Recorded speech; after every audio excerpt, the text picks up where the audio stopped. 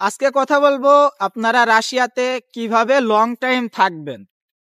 অনেকের প্রশ্ন যে ভাই ল্যাঙ্গুয়েজ কোর্স তো 1 বছরের, এরপরে কি দেশে চলে আসা লাগে? বা ভাই আমি তো যাব ব্যাচেলর করতে, তো ব্যাচেলরের পরে আমার কি দেশে চলে আসা লাগবে? এমনকি যারা মাস্টার্স প্রোগ্রামে আসবে তাদেরও সেম প্রশ্ন যে ভাই আমি তো মাস্টার্সের জন্য যাব, এরপরে কি দেশে চলে আসা লাগবে কিনা। মানে যারাই আসবে তাদের প্রশ্ন সেম যে ভাই আমার কোর্স শেষে কি আমার দেশে চলে আসতে হবে কিনা। তো এই বিষয়ের উপরে আজকে আমি যতটুকু জানি তার উপরে কথা বলবো। তো ভিডিওটা শেষ পর্যন্ত দেখার অনুরোধ রইল। ভাই প্রথমে কথা বলি ল্যাঙ্গুয়েজ কোর্স শেষ হওয়ার পরে আপনি কি করবেন।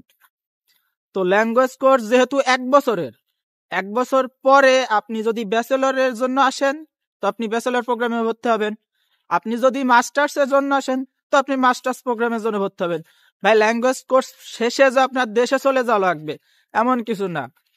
আপনি যেই কোর্সের জন্য আসছেন আপনি সেই কোর্সেই ভর্তি হবেন। যেহেতু রাশিয়াতে চলার জন্য আপনার ল্যাঙ্গুয়েজ দরকার, তাই আপনি 1 বছর ল্যাঙ্গুয়েজ কোর্স করতেছেন। অনেকেই আছে যারা ডিরেক্ট এসে কিন্তু ইংলিশ মিডিয়ামে ভর্তি হয়। তবে রাশিয়াতে ইংলিশ মিডিয়ামে আপনার পছন্দ মতো সাবজেক্টটা নাও পাইতে পারেন। এই কারণে কিন্তু আপনাকে রুস্কিটা শিখতে হবে, রাশিয়ান ল্যাঙ্গুয়েজ কোর্সটা করতে হবে। আপনি কোর্সটা করলে আপনার পছন্দনীয় যে সাবজেক্ট হয়তো ওই সাবজেক্টগুলা পাবেন।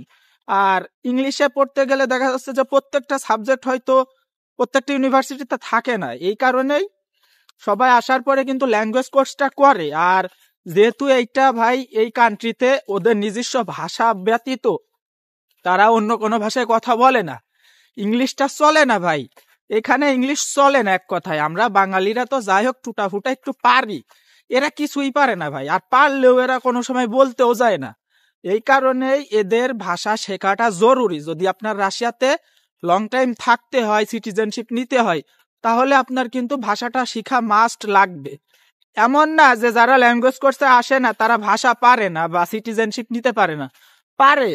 তবে সেটা নিজের চেষ্টাতে ভাষাটা শেখা লাগে।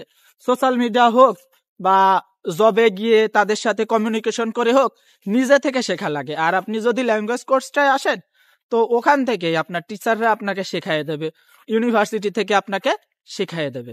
এটাই হচ্ছে প্লাস পয়েন্ট। তো এবার কথা বলি যারা প্রশ্ন করে যে ভাই আমি ব্যাচেলারের জন্য আসবো, ব্যাচেলার তো 4 বছরের, ল্যাঙ্গুয়েজ কোর্স 1 বছরের, 5 বছর টোটাল, তো এরপরে কি আমার দেশে চলে যাওয়া লাগবে কিনা। না ভাই, আপনি যদি থাকতে চান আপনার হাতে হিউজ অপরচুনিটি আছে থাকার জন্য। আপনি থাকতে পারবেন কিভাবে? ধরেন আপনি একটা সাবজেক্টে লেখাপড়ার জন্য আসছেন, ওই সাবজেক্টে আপনার লেখাপড়া শেষ, আপনি চাইলে এবার অন্য একটা সাবজেক্টে সেম ভার্সিটি বা অন্য একটা ভার্সিটি, অন্য সিটি, আপনার যেইখানে ইচ্ছা সেইখানে ভর্তি হতে পারবেন।